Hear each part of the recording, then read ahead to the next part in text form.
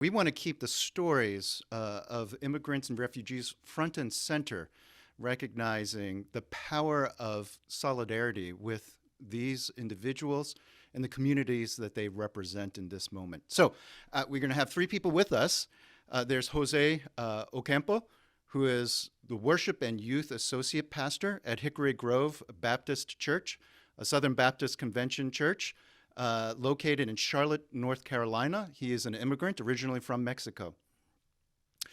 And then we have Halima Shokuri, who is a business administration and finance major at Northwestern College in Orange City, Iowa, and a refugee from Afghanistan. And thirdly, we have Slava Stanislavov, who lives in Greenville, South Carolina, and was resettled as a refugee from Ukraine by World Relief upstate South Carolina. I want to welcome each of you. Thank you for joining us as panelists. Let's begin with you, Jose, and then hear from Helena and then Slava. And can you briefly tell us who you are and some of the circumstances that led to you coming to the United States? Well, it's a pleasure to be here. Thank you, Walter, and thank you, Shirley, for hosting, helping moderate this. And so my name is Jose Ocampo. I'm originally from a small town in Mexico called Buenavista de Cuellar, which is located in the state of Guerrero, southwestern coast of Mexico. And basically, I was brought to the United States. That's what I tell people, because I came here when I was 2 months. I was a 2-month-old baby. My mom crossed alongside my 6-year-old brother at the time. My father was already in the United States working, and basically the circumstances that pushed us to come to the United States was my parents couldn't make ends meet. I always talk to my mom about it. We always remind ourselves of the anniversary, like every year that we've been in the United States. And one of the things my mom said, she's like, I was living off of $80, and we were living off of $80 every 2 weeks. Sometimes it would be for the month, and we'd have to stretch that out, and with a newborn and a young kid, she's like, there was no way we'd be able to survive with those circumstances. And they eventually, just between my father and her, made the decision to come to the United States and pursue a better life. So my dad made the journey to the United States, crossing through the California, ending up in North Carolina, working 3 jobs at a time as a busboy, wherever he could really get money. And then my mom made the trek as well, like I said, with myself, a 2-month-year-old baby, and my 6-year-old brother. And we ended up in Charlotte, North Carolina, because my father was able to find work. And at the time, this is roughly 95. So it wasn't, the whole immigration thing was still kind of like a mystery. It wasn't necessarily like people didn't really understand what was going on. So there wasn't too many questions. My dad was able to find a job, and basically I grew up here in Charlotte, North Carolina. This is home to me. This is all I've ever known. I've never left the country. So I don't know what Mexico is like. Obviously I know from videos and what parents tell me, so on and so forth. But culturally, I grew up here in the United States with obviously a Mexican influence from my parents than what they've been able to share with me.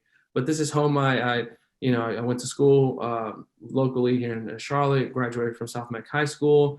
Was able to get my degree from Wingate University, which is about 45 minutes out from Charlotte. So this is home. I'm now married, and now I'm here pastoring at Hickory Grove. So it's been quite the journey. Thank you, Jose. We're going to swing back to you in a moment to ask a follow-up question, but let's hear now from Halima.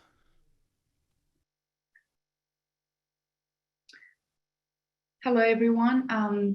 This is Halima Shakri. I'm so grateful to be here. Thank you, everyone who joined this webinar today. The circumstances that led me to come to the United States was for educational purposes. When I was in middle school, I was very interested into going to abroad to get my college degree or get some sort of education in somewhere other than my own country. So when I was senior in high school, I had that opportunity of coming to the United States. I ended up at Pella Christian High School in Pella, Iowa. I did 2 years of high school, and I finished my high school, got my high school diploma, and then I came to Northwestern College. Right now, I am a senior, and I'm gonna graduate in December.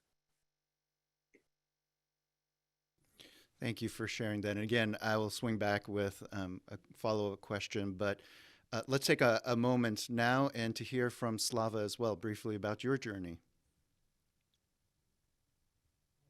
Hello, everyone. I'm so excited to be with you today and share my story.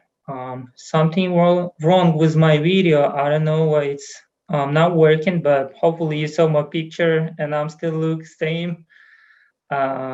And I'm so excited to share my story. I'm original from Ukraine, and I was born there. And 3 years ago, me and my wife moved to US, and we moved using a Christian refugee visa. And when I was at university in Ukraine in 2014, my country got a problem as conflict with different country, and that at that time that was so difficult situation for country, and it was really difficult for Christian people, for people who follow God, and for people who try to follow Jesus and go by His way. And after that moment, I started thinking to move to another country because that was pretty complicated to stay at Ukraine and be a Christian, be a Christian and follow your beliefs. And after a few years, I applied for a visa because I have relatives in US, and that specific visa, which we're working with, and they help with this visa. It was requirement to have somebody in US, and I have relatives, and that's why I choose move to US. And I started talk with my friends from US who I know, my relatives, and they just told me a little bit about US, and I understood that this is country where I want to move. And I got married, and we started planning with my wife, and our process took maybe 3 years, and then we moved to US. Now we are already 3 years as we stay in US, and we're so excited to be here, and we feel free. We feel completely full Christian life here, and that's awesome for us. We have one child and one more on the way.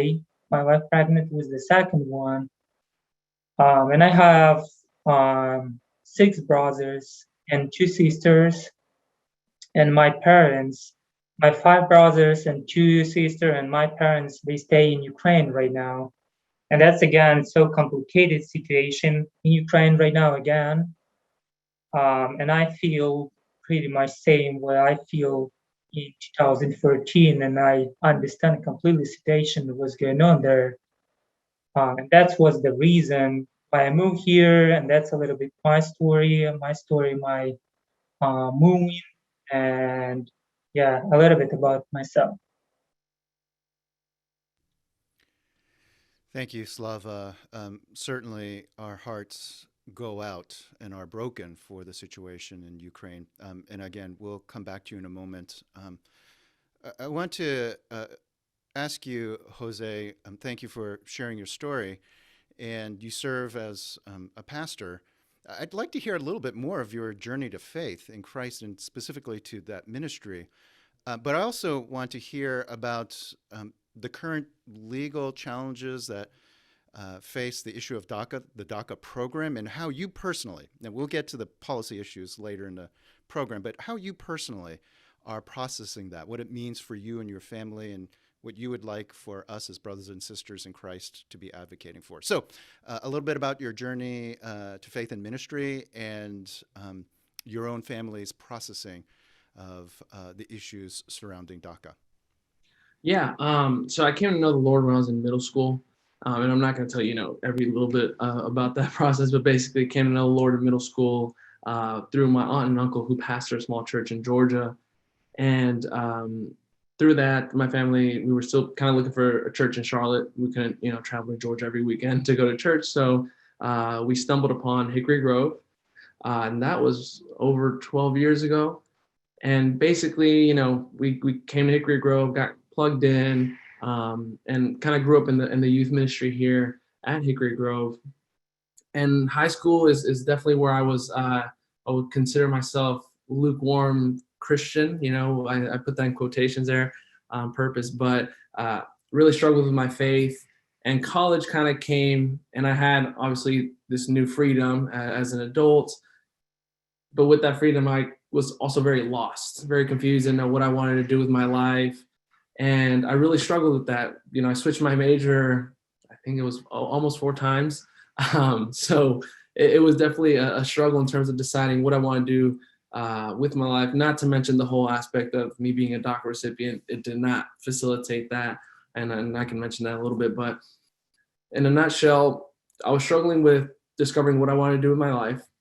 But at the same time, I was growing more and more love with going to church, with serving, and God and His amazing grace always had somebody investing in my life. There was always some form of mentorship going on in my life, somebody discipling me, and it's through 3 specific guys or gentlemen who invest in my life that I started learning to love the Lord and to walk with Him daily and to grow as a Christian.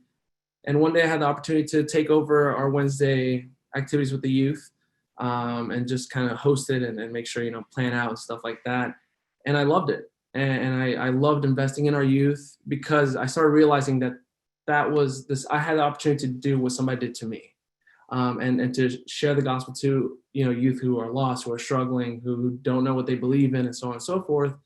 And basically through that process, I started seeing the Lord opening doors for me to continue my education, but at the same time, growing this heart and love and passion for ministry, where it went from doing Wednesday nights to taking over our Sunday school ministry to serving with worship. And I kept asking God, I was like, Lord, what are you pushing me towards? Because I feel like you're pushing me towards ministry.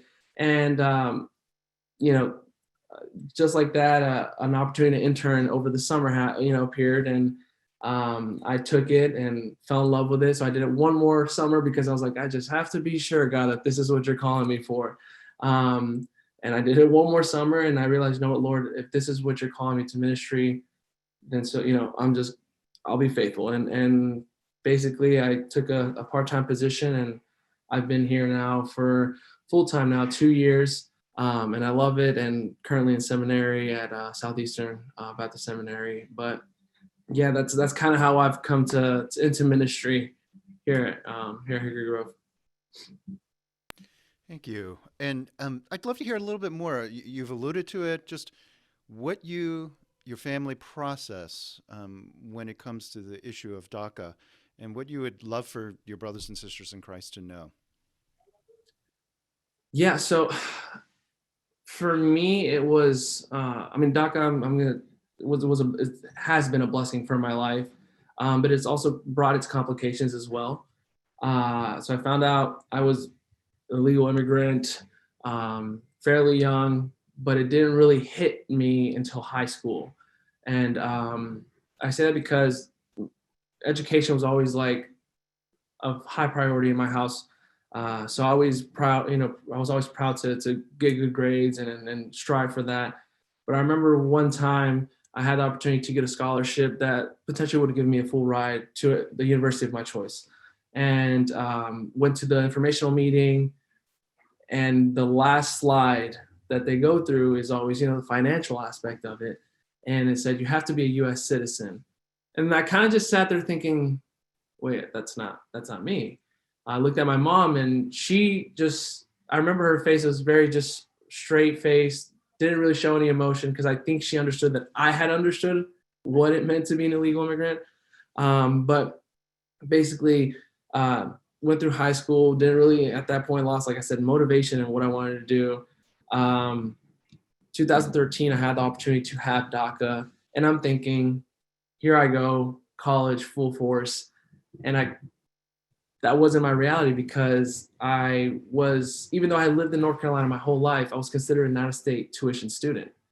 And I was going to community college at Central Piedmont here in Charlotte, and the rate was almost 3 times as more expensive as an in-state tuition student. Not to mention that I didn't receive any financial help from the government, or, it was very hard for me to find grants and scholarships. I had to find them basically from private grants and scholarships. So I couldn't find any government funded help, which basically elongated my journey for school, making me, a traditional 4-year bachelor's degree 7 years, because I could only afford doing part-time. I had to work full-time, but I could only afford part-time tuition, or as a part-time student. So DACA was a blessing, because it did open the door for me to have Social Security, to be able to go to school. And without it, I wouldn't have been able to do all those things. But at the same time, it's halted, and it's, pushed me back in a lot of different, aspects of my life to, finish my education properly. Or one time I did want to become a police officer here in Charlotte, North Carolina, and I couldn't because of my lawful status. So even though I had Social Security, I couldn't. So it's just, it's definitely been, it's opened doors, but at the same time, it's definitely halted a lot of opportunities. Yes. And to kind of answer your other question, Walter, about, what I would like to let my brothers and sisters in Christ know is that, and it was stated earlier, we are made in God's image. And I think empathy goes a long way with a lot of DACA recipients, because a lot of them just want to be heard, and understood that, and then and find that compassion. So I just ask that you walk with empathy, walk with grace, because the reality is a lot of these people need comfort. You'd be surprised how many just friends that just want to be heard, and know that, hey, listen, there are people there to support them, that the Christian community understands that they are created in God's image, and that they are looked at in that way, that they are loved, and that they are supported. And I think that goes a long way for DACA recipients, and not just DACA recipients, that's immigrants, refugees, for us to be able to share the gospel, and then be able to live it out and exemplify this amazing love that we've received through Christ. I think that's the first step, is if we can show empathy and support through just loving on refugees, loving on immigrants, on these DACA recipients, that goes a long way, believe it or not. Thank you very much. Mm-hmm. Halima, I understand that you had a journey back to Afghanistan during a time where all the unrest was unfolding, and that you were able to make it safely out of Kabul last summer during the evacuation process. But I'm also mindful that there are many who did not make it out, who remain at severe risk under the Taliban. What's the situation like now for those whom you know? So this past summer, I went home to visit my family, and I was there when Afghanistan fell to the Taliban, and on August 15th, they took over the government. And my ticket was booked for August 22nd, and I was supposed to come back for my senior year. But you saw the situation on the TV, how the airport was. So on August 22nd, I went to the airport anyway. My husband and we went to the airport, and I was able to make it inside the airport, but he could not, and he stayed behind. So within probably 10 to 11 days, I made it back to the United States. In the same month, my family, my mom, my brother with his family, my 5 sisters with their families, they all went to Mazar-e-Sharif, which is a province in the northern part of Afghanistan. And they went there with the hope that they would be able to get on one of those flights and be able to leave Afghanistan. My brother luckily was able to leave Afghanistan. He was evacuated with his family because he worked with the United Nations. Right now he is in Qatar, and my 5 sisters and my mom, they stayed in Mazar-e-Sharif for almost 6 months, and so they could not leave Afghanistan. So they came back to Kabul, where we lived before, and right now they're all in Kabul, and there are no jobs. One of my sister's husband, he had a shop, and then he sold it because he needed the money to go to Mazar Sharif to be able to leave Afghanistan. So he doesn't have that shop anymore. And my 4 sisters, they work with the Afghan military. They do not have their jobs. And of course, if the Taliban, they do not allow women to work anymore, and they banned girls from going to school. So there are no jobs, and nobody's going to school, and everything is much more expensive. The currency has depreciated a lot, and there is inflation and no income. So my family is like struggling financially a lot, and not only my family, and all the people in Afghanistan are in that situation right now. And also the Taliban, about like a few weeks ago, they went to everyone's house in Kabul, and they started searching their houses for weapons, and they were hoping to find weapons and collect people's weapons, so they are not able to fight back against the Taliban. And also, my family right now, they haven't had electricity for 2 weeks, and it's crazy. We're living in the 21st century, but yeah, so they haven't had electricity for 2 weeks, and they do not know who to go to, because the Taliban are the ones who are ruling the country right now, and they're not gonna help with that. And the Taliban also banned people from celebrating New Year this time. And on March 21st, we had the Persian New Year, which we celebrate every year, the first day of the spring, and it's a great celebration in Afghanistan. And they banned people from celebrating it. I'm so sorry to hear of the ongoing traumas that you and your family experience, and literally the millions that remain in Afghanistan. Certainly there are refugees who have been able to leave the country and have come to America, tens of thousands, evacuated. But they've been evacuated under a very particular status of humanitarian parole. And that's a category for Afghan parolees that, unlike formerly resettled refugees, can't simply apply for a green card or lawful permanent resident status.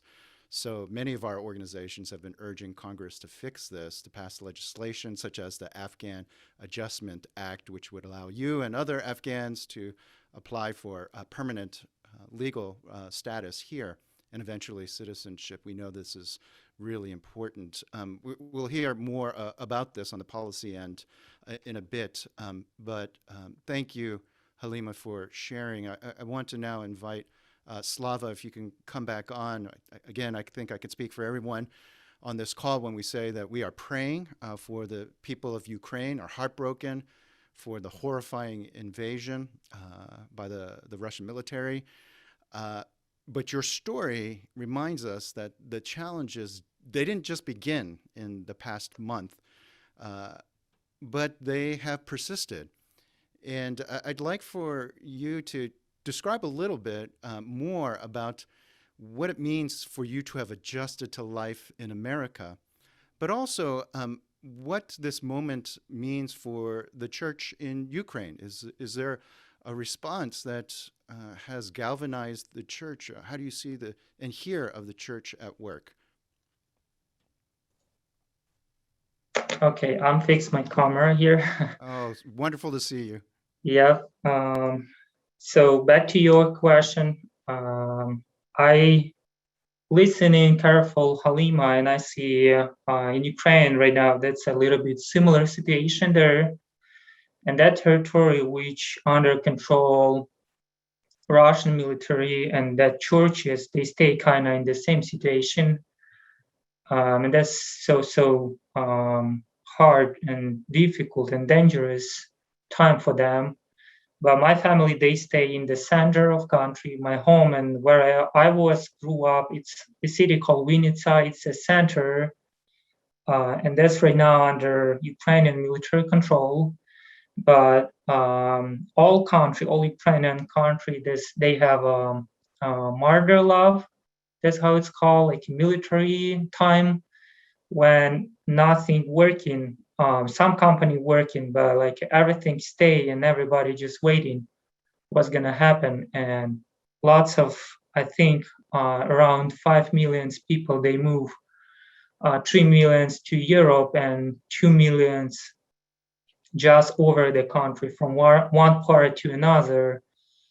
And for churches right there, it's like a challenge right now, because they have to follow Jesus and they have to follow the Bible, and they do.